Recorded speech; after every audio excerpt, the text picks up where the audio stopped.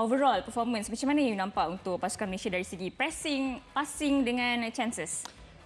I just nak cakap benda analisis ni kan. Kita dalam bola sepak moden sekarang ni kan, majority fan dah ada banyak access to information. Fans dah intelligent dah sekarang ni. So fans sendiri tak mengambil masa yang lama untuk identify yang hari tu kita ada banyak masalah. Masuk 5-10 minit dalam game, kalau tengok Twitter dah boleh nampak macam-macam jenis analisis. And to be fair, most of analysis diorang tepat. And benda tu, a day lepas game, kalau kita tengok dari sudut pandangan statistik pun, memang ada yang nampak ketara juga. Contoh paling efektif lah kan. Antara perkara yang kita nampak masa game tu dari mata kasar was that Malaysia tak agresif, tak ada pressing. Nampak macam kita beri terlalu banyak ruang. Mungkin ini kita lihat sebagai pandangan peribadi. Tapi even from the point of view of statistik, benda tu nampak juga. So ada satu statistik ni, term dia is PPDA.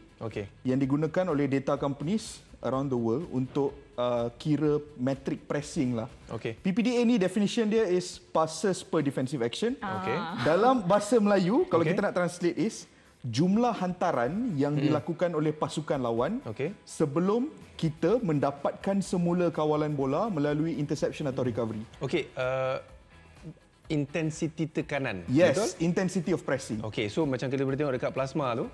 Yes, ini comparison antara game UAE dekat Bukit Jalil and juga dekat stadium UAE masa hari tu. Correct. So apa yang kita nampak kat sini is 2019 secara purata Malaysia bagi UAE lakukan 9 passing saja sebelum kita akan dapatkan semula bola. Wow. Tapi hari tu, few days ago, kita bagi UAE lakukan lebih kurang 24 hantaran. Perbezaan yang jauh. 24 passes tu maknanya diorang ada banyak masa untuk melakukan hantaran kiri, kanan, depan, belakang sebelum kita dapatkan semula bola. So even dari sudut pandangan statistik boleh nampak jurang yang begitu besar dari sudut pandangan pressing, and benda tu memainkan peranan yang penting sebab 2019 antara sebab walaupun kita kalah 2019 tu 2-1 kita kalah hari tu pun kita kalah. So dari segi mata dua-dua game kosong mata, tapi 2019 semua fan happy. Semua fan puji sebab kita main dengan intensiti yang luar biasa. Yang ni fan semua marah sebab kita main dengan intensiti yang memang tak tinggi langsung. So itu perbezaan paling ketara lah yang boleh saya katakan. Betul. And cerita pasal fan marah kan. Bersepah-sepah fans marah kat Twitter tu. Betul juga Kish awak cakap betul sebab kalau kita kalah tapi intensiti ataupun semangat atas padang tu kita boleh nampak then okey. Tapi kali ni dari segi orang kata kenapa fans marah dan tertumpu pula dekat sesetengah individu. Contohnya Di Paula, Liridon. Ini tapi lebih kepada Di Paula. Ramai sangat orang kecam, ramai sangat orang kata mana Di Paula? Di Paula tak ada untuk game tu. Untuk awak, based on statistik, based on pengamatan analisis, apa sebenarnya yang tak jadi dengan Di Paula ni dari segi positioning dia ke, link up play, tactical? Tapi itu yang sebenarnya pelik ya, Fan and Lily, sebab Di Paula ni bukan pemain yang main berbeza. Kalau kita observe dia dalam Liga Super, cara yang dia main hari tu is almost cara yang dia most of the time main 3-4 tahun lepas. Dia bukanlah pemain yang terlalu rajin, terlalu banyak pressing. Dia adalah pemain yang lebih akan pergi kiri kanan.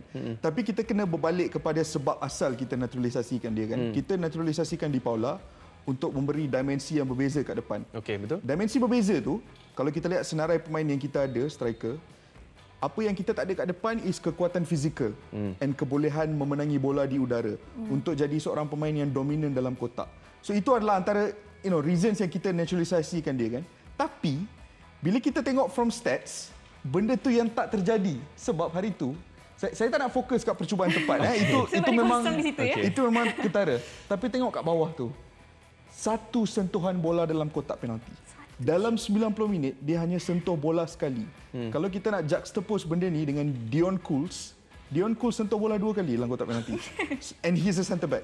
So, kita bukan nak kata Di Paula ni pemain yang teruk. Mungkin dari segi style, tak ada sedikit isu yang tak selaras dengan apa yang dimahukan oleh Tan Cheng Kong.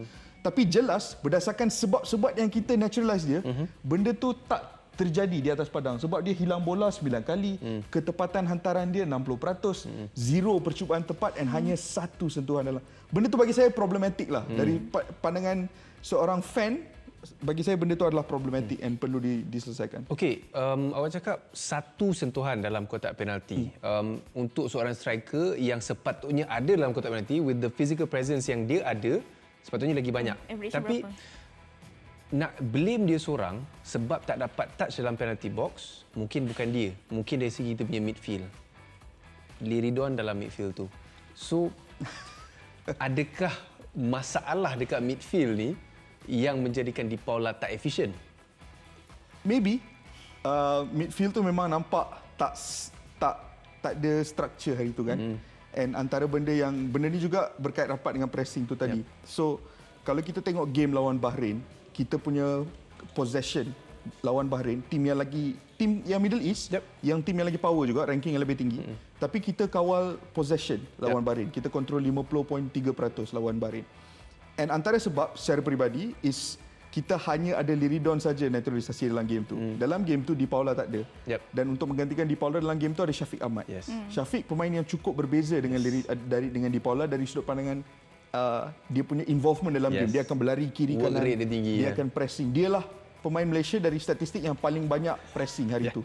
So, bila kita bandingkan dengan UAE pula, bila kita ada Liridon dan juga Di Paula, dua individu yang bukan saya nak katakan tak bagus, tapi mungkin tidak selaras dengan sistem Tan Cheng Ho yang memerlukan pemain yang lebih bekerja keras kan. So bila ada dua individu yang tak selaras, rasa benda tu memberi impak negatif terhadap pasukan lah. So secara amnya bukan saya nak kata pemain ni teruk, pemain tu teruk. Tapi ini adalah masalah. Masalah yang even numbers menceritakan. And masalah-masalah ini perlu diselesaikan lah. Fungsi kita bukan nak maki pemain. Fungsi kita adalah kita ada dua lagi game ni. So macam mana kita nak solve isu-isu ni? Nak mencari penambahbaikan. Ya, baik. Itu sedikit mengenai naturalisasi lah. Tapi tadi you ada cakap pasal Dion Coles kan. Baru 3 hari dia sampai dengan dia punya effort untuk gel dengan the team. Ada yang cakap dia bagus, ada yang kata dia not bad, ada yang kata dia macam mesti dia menyesal main untuk Malaysia. Tapi untuk Kish sendiri, you rasa apa pendapat you? I think kalau kita nak analyse Dion Coles punya performance, kita kena terlebih dahulu kena ada terima satu hakikat. Hakikat tu, musim ini dengan Michelin, dia bermain 26 perlawanan. Daripada 26 perlawanan itu, 25 dia beraksi sebagai right back. Yang satu lagi perlawanan tu left back. So season ni dia tak main centre back langsung. The last time Dion Coles main centre back was January 2020 bila masa tu dia main Club Brugge lawan PSV Eindhoven dalam perlawanan persahabatan. Game tu pun dia main dalam 30 minit je centre back. So dia memang boleh bermain dalam posisi itu, tapi kita perlulah terima hakikat itu bukan posisi terbaiknya. So tak terkejutlah yang first 20 minit tu dia nampak kekok. Tambahan pula itu first time dia berganding dengan Aidil yang baru kenal 2-3 hari kan. Betul.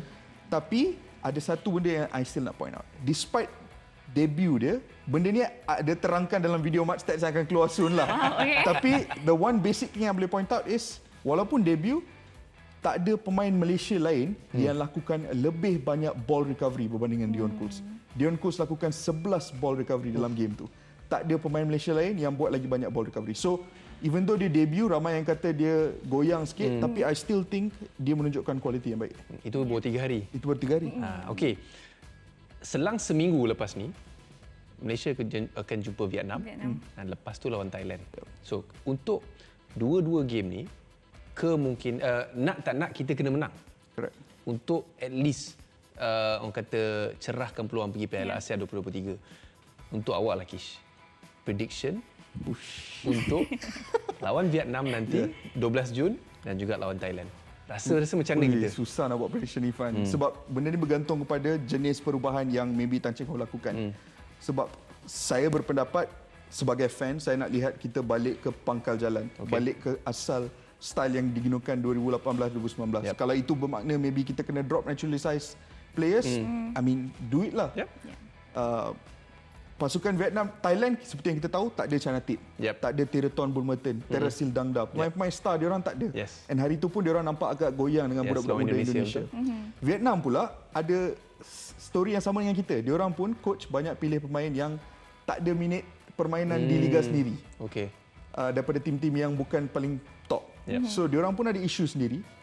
Tapi kita masih belum lagi tengok Vietnam main ni. Kita nak tengok dia orang main soon kan hari Isnin. So berdasarkan tu baru boleh buat prediction lah. Tapi I think perasaan saya kalau kita balik ke style 2018-2019, kalau kita go back to the original plan, saya yakin yang kita ada kebolehan untuk mendapatkan kemenangan. Cuma midfield tu dengan kepulangan Brandon Gunn tu rasa lagi confident sikit lah.